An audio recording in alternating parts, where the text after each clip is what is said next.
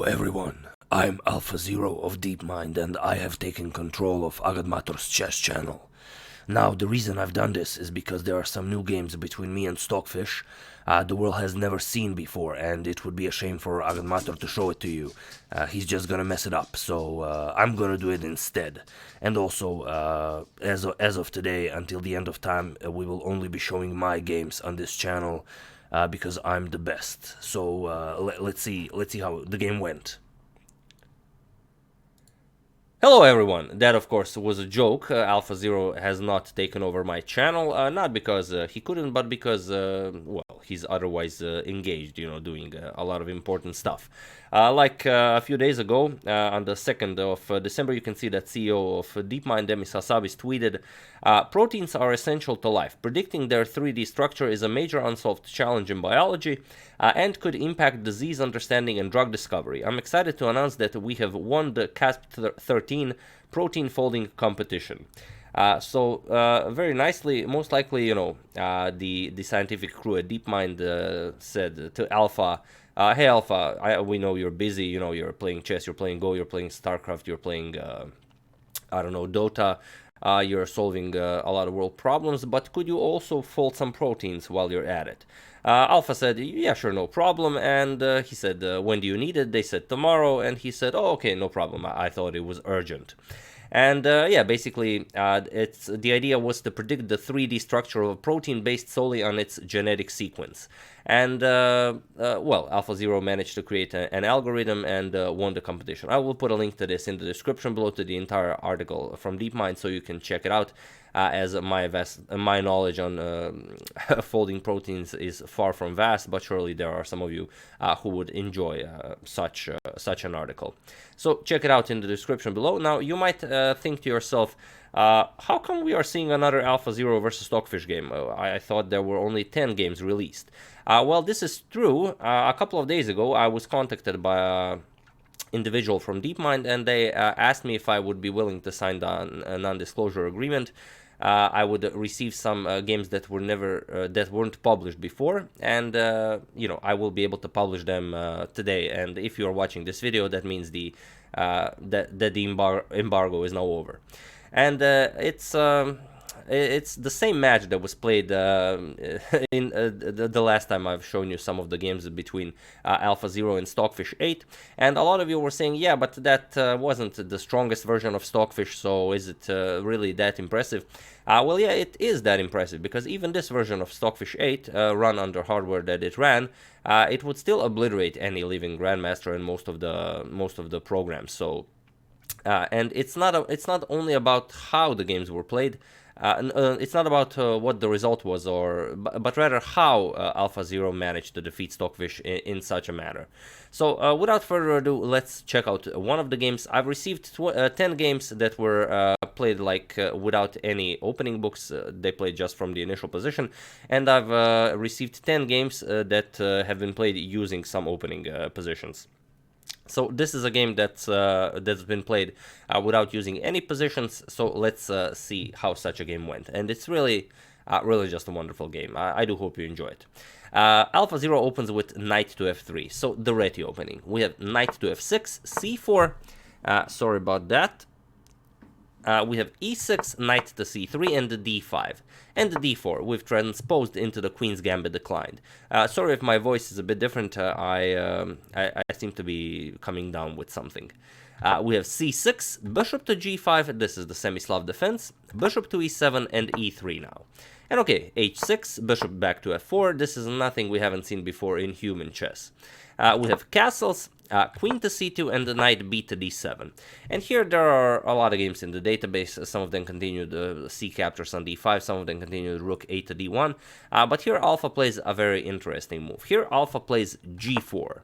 And already we can see that there's a seemingly human component to Alpha's play, as we've used to it. So what do you do here? You could capture the pawn, and while sacrificing the g4 pawn in these structures of the queen's gambit declined is nothing new, in this position it wouldn't really bring all that much. After rook g1, h5, h3, you kick away the knight goes back, and the black didn't really gain anything. White would simply castle, Next, he can develop the bishop, he can double rooks, so rook g3, the other rook is coming to g1, and for the price of one pawn, giving your opponent a semi-open g-file isn't really something you want to do. So instead, after g4, we have d captures on c4. There are no games with this exact same position in the database, so now we have a completely new game on our hands. We have rook to g1, and now preparing to push g5. Pushing g5 immediately is a bit too slow, because after h captures, bishop captures, now the bishop will be basically blocking the g-file from the rook. Black will go b5 after something like rook to g1, bishop to b7. Black will simply keep on developing, and and bishop to h6 isn't really much of a trouble, because knight to e8 defends the pawn, and black would simply continue playing his game a5 b4, push on the queen side, and black will have a nice game. So, after this d captures on c4, we have rook to g1, preparing to push g5 at some point. We have knight to d5, a very nice move that now both the queen and bishop are controlling both f6 and g5 very nicely. Black would also be very interested in exchanging some pieces here, and also the knight is attacking the bishop here. If you try something like g5, you would only momentarily prevent white's expansion on the king side. If bishop retreats, then h4, you're gonna bust open the king side either way. So after rook to g1, we have knight to d5 by Stockfish, and here you have a lot of options. You can go bishop to g3, but then you really have nothing to show for on the king side. Black will just continue b5, b4, and black will have a very nice game. On the other hand, you can also play knight captures on d5, but after c captures on d5, you will just improve black's pawn structure and have nothing to show for it. So here, Alpha played a very interesting move after knight d5, g5. So going even further on the king side. And here, if you play h captures on g5, knight captures already threatens checkmate, queen to h7. So you would have to eliminate the knight. Bishop captures, after bishop captures f6, you block the bishop, and after bishop to h4, you can see that black's king side is, well, fairly busted, and white will simply continue capture here, go back, castle queen side, rook g3, double rooks, and so on, and white will have a much better game. So, after g5, Stockfish decided to play knight captures on f4. And here, Alpha doesn't recapture immediately, but first we have g captures on h6. So, a very nice piece sacrifice.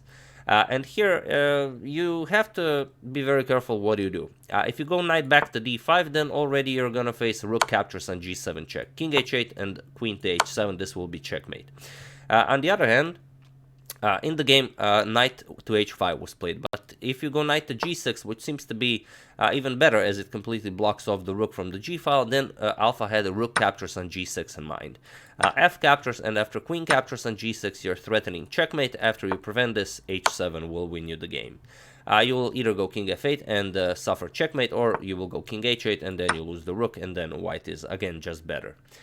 So, after g captures on h6, we have knight to h5, now controlling g7, and now h captures on g7.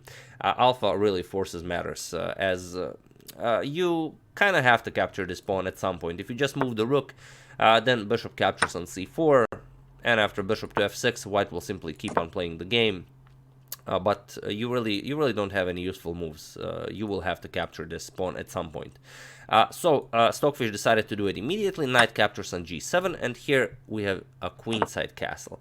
So like in the good old days, you sacrifice a piece and then you castle, because, I mean, you have time. Queen to a5. Stockfish's idea is not to go for any attack on the queen side with b5 and b4, but rather queen to a5 will be followed with queen to f5, and the idea is to trade queens here. You're up a piece, so generally you want to trade queens. Bishop captures on c4, and now comes queen to f5 as planned. Alpha, of course, does not want to trade queens. We have queen to e2, and now comes queen to h7, bringing the queen back into the defense.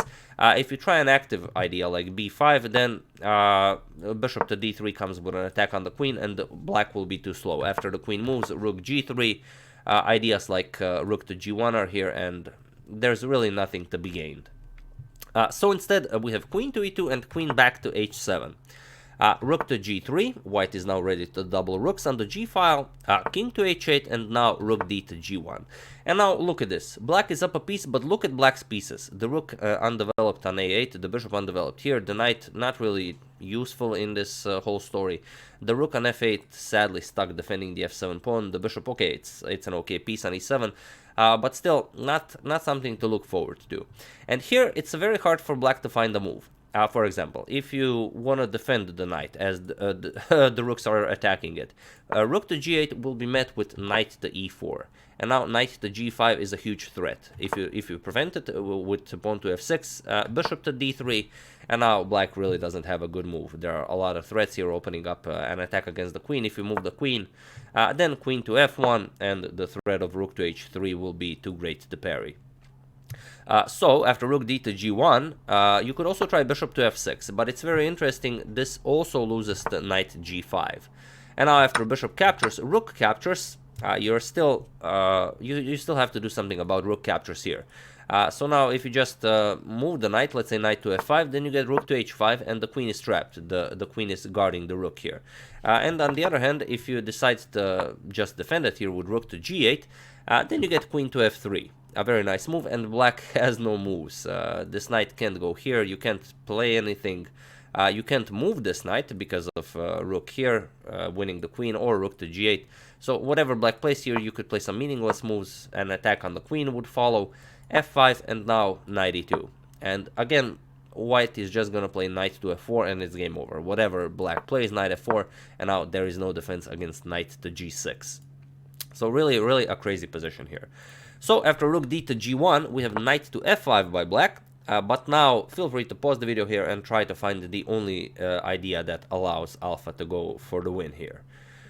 I'll give you a lot of seconds, I'll give you a couple of seconds for you to decide whatever you want to do. It's a great opportunity, as it's not all that often that you will get a chance to find a move that alpha played. So for those of you who were able to do it, congratulations, you have just played the move AlphaZero has chosen. And for those of you who just want to enjoy the show, queen to f1, you know, it doesn't matter. I sacrificed a piece, I'm going to give up the exchange as well, because once the other rook recaptures, there will be no defense against rook to h3. So knight captures on g3 was played, we have rook captures on g3, and now white is threatening to capture the queen here, and there really isn't a lot black can do.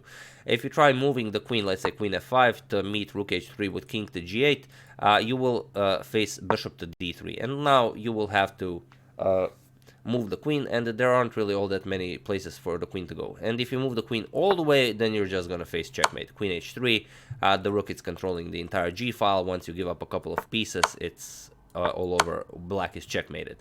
So after rook g3, we have rook to g8, there's no way to prevent rook h3, rook to h3, rook to g7, and now rook captures on h7. Rook captures and bishop to d3, attacking the rook. Rook back to g7, and now, if you look at this position, the material is somewhat equal. Black has two rooks for the queen, but the black's pieces being undeveloped is what allows alpha to push for something more than a draw here.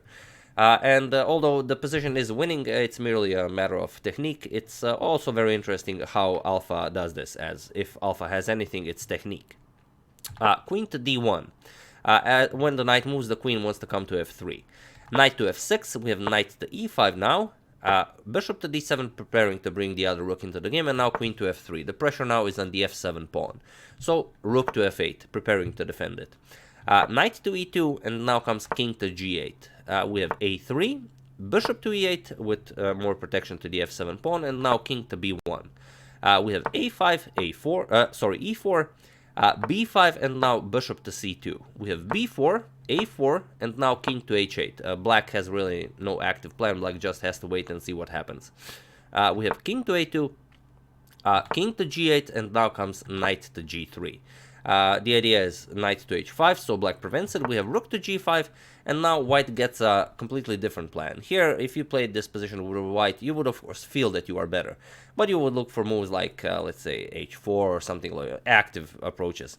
But here, Alpha has a different idea. The knight is attacking the pawn on c6. The c6 pawn is very weak. So Alpha's plan here will be queen d1, move the bishop, place the queen to c2, and go after this pawn. Once you eliminate the pawn, your plan will be to push d5 and create a passed pawn and win this game. So let's see how Alpha does it. Queen to d1, starting, as black really has no active moves. We have king to h8 and now bishop to d3, making room for the queen. Rook back to g7, we have queen to c2, and now there's no more way to keep on protecting the c6 pawn, so knight to g4. We have knight captures on c6, bishop captures on c6, queen captures on c6, and now rook back to h7. You could grab a pawn here, but I mean, it's really no time to be grabbing pawns. The white will simply start pushing his passed pawn. So rook to h7, you might want to consider rook captures on h2 to get the rook into the game, but Alpha doesn't allow it. Queen to c7 with an attack on the dark square bishop. Bishop to d8, attacking the queen, and now comes queen to f4, attacking the knight on g4, and now rook to g8, defending the knight. Bishop to d1 with a double attack on the knight, knight goes back to f6, and here we have h4. And black has to decide what to do. There are very little moves black can even consider playing, as everything is so entangled. You could try something like rook h to g7 to simply try and keep everything together, not try anything active, but white would simply push d5, and after pawn captures e5 now, and after the knight moves, knight to f5, go after the rook. After the rook moves, knight to d6, now again going after the weak f7 pawn. Rook to f8 defending, but now bishop to h5, piling up on the f7 pawn. Rook to g7, knight captures with check, and now it's over. King g8, e6, and so on and so on. White would bust through. So after h4, Stockfish doesn't like this idea of just staying still, so knight to d7. We have h5 first. If you go d5 now, it's still possible, but you're gonna lose this h4 pawn. So first h5, Alpha doesn't allow this, and also the h5 pawn is very nicely protected by the knight. We have knight to f6, and now comes d5. And again, if you capture, pawn captures, now white can even capture here, because now after knight captures on d5, queen to d4 check is coming, and after the knight goes back, now you get knight to f5. And here black really has no moves. The knight can't move because it's pinned. This rook cannot move because the knight is covering all of the squares. The bishop cannot move because it has to keep an eye on the knight. It can go to e7, but the knight will simply capture it.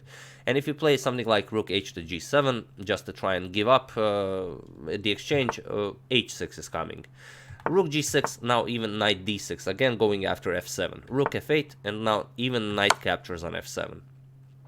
Rook captures, queen captures here. And now, if knight to g8, then bishop to h5 will win the game. And if you don't do this, if you play something like rook to g8, then queen captures on a5, and it will be a swift victory for white. So after d5, we have rook to e8, and now Alpha plays d6. The pass pawn is created. We have rook to g7, and now even h6. A rook back to h7, e5 now, knight to d5, and queen to d2. We have rook to g8, again black really has no moves. We have bishop to b3, the idea is to capture simply the knight on d5. Bishop to g5 attacking the queen, queen to d1, and now knight back to b6. But now white simply plays knight to e4, and it was in this position that Stockfish resigned the game. Yes, those are the words you will very rarely hear, but yes, it was in this position Stockfish resigned the game. Why did he resign? Well, after, let's say you capture the pawn, you get knight to f6. Your two rooks are under attack, and now whatever you play, even queen h5 is possible, and then after you defend the bishop, even bishop to c2. Now, let's say you go here, even queen to h1, and black is again without a move. The knight cannot move because of queen to a8, and if you try something like rook to h7, then even queen comes here. You attack the knight, king g7, simply knight to h5 check, king moves, and now you are getting checkmated after you give up a couple of pieces. On the other hand, after knight to e4, you could go bishop back to d8, but again it's the same idea, knight f6. Bishop captures, pawn captures, and now you are simply going to push your passed pawn. After rook captures on h6, we have queen here attacking the knight, knight d7, now queen to a7 attacking the knight. You don't allow black any moment to consolidate. Knight e5, now comes queen captures on a5, attacking the knight, knight goes back, queen c7 attacks the knight, knight goes back, and now d7, and there is no defense against pawn to d8. You will have to give up the knight, and now you have a bishop and a queen against two rooks, completely winning position. And lastly, of course, but not leastly, you could go knight d7 immediately to try and prevent knight to f6, but here it's a different idea. Knight g5, rook captures on g5, and now queen to c1. An excellent idea, attacking both the rook and threatening queen to c8 check to win the knight. So rook to g8 to meet the check, so the knight can now retreat to f8, and there is no check, but after queen to c7 attacking the knight, knight captures on e5, again you get d7, and there is no defense against pawn to d8, so you will have to give it up. And again, a bishop and the queen against two rooks is a completely winning position.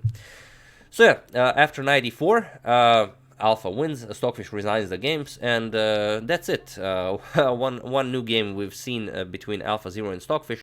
And I don't know if you remember, when I was covering the World Chess Championship, I mentioned that I've spoken to Demis Hassabis of Deepmind in London at the World Chess Championship, and he asked me how I liked the games, and I told him that it really bothered me that the people were saying that it wasn't fair that the match was against not the strongest version of Stockfish. But that's not the point. I mean, you try playing against this version of Stockfish and you will get obliterated. And it's not about the result, it's about how Alpha played. Alpha played with a very nice human approach, and you can really relate to this game. That's the important part. And on the other hand, if the good people at Deepmind wanted, they could just allow Alpha to train against the strongest version of Stockfish, and then basically it would become a Stockfish killer, which would also, make very little sense. But it's about the beauty of the games. So I do hope you enjoyed it. Very, very interested in what your whole idea, thoughts about this match are, and I do have a lot more games. Like I already mentioned, I received 20 games, so we're gonna see a couple of more of them basically for the next few days. Definitely we're gonna check out the AlphaZero versus Stockfish games, as I'm really fascinated by them.